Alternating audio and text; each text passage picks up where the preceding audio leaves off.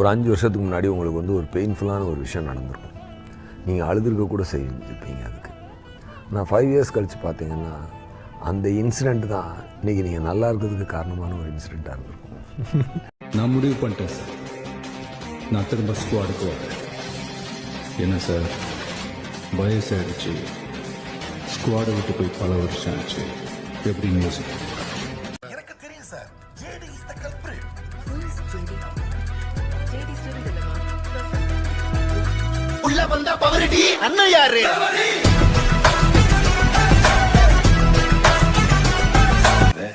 Jailer வந்துட்டாருன்னு நினைக்கிறேன். Tiger का हुक्म